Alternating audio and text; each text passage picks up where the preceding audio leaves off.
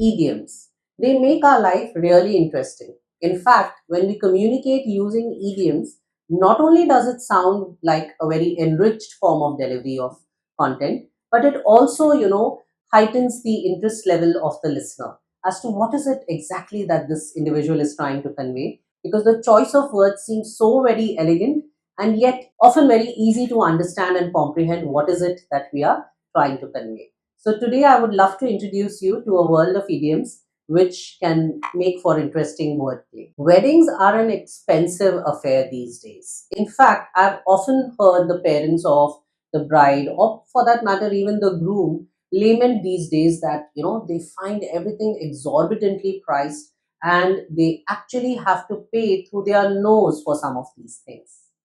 There you go. You have your first idiom, paying through your nose for something.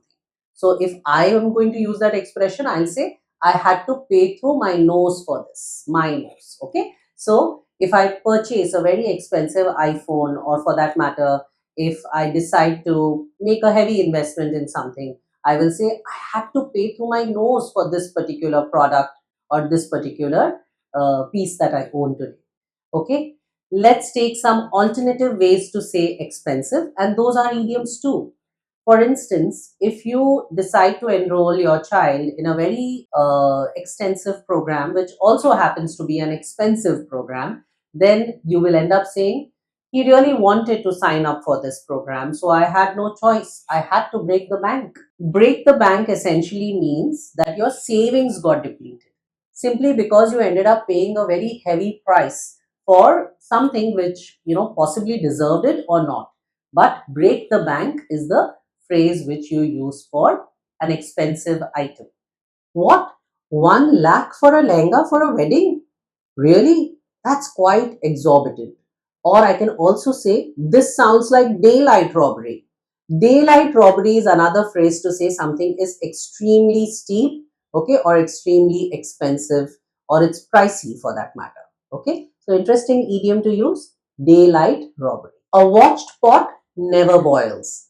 Have you ever observed that when you're anxiously waiting for something to happen, more often than not, it takes longer than expected, which means that it's kind of a test of your patience. So when your patience is getting tested in that scenario and you're anxiously waiting, for the outcome and it's not yet out.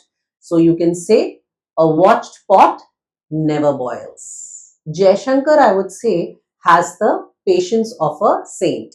I'm referring to our honorable foreign minister, basically Mr. Jaishankar, who actually has the patience of a saint. The reason I say this is because he's posed with a lot of intriguing questions.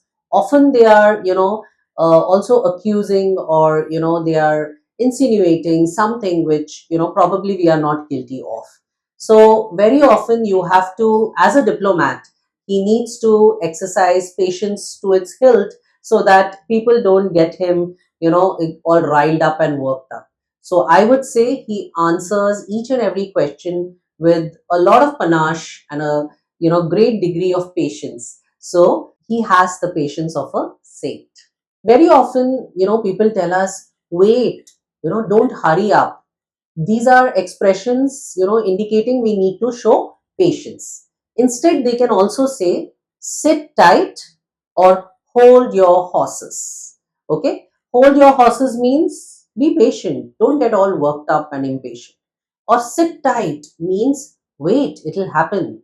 Okay? So these are very interesting idioms to use when you are asking someone to be patient, and in these days, very apt for the Gen Zs, because they get worked up about everything and they want instant gratification, which is not possible in all scenarios. So we sometimes need to tell our Gen Zs to sit tight or hold their horses. When I was in the corporate world, one of my super seniors often used to say this to me, that good things come to those who wait.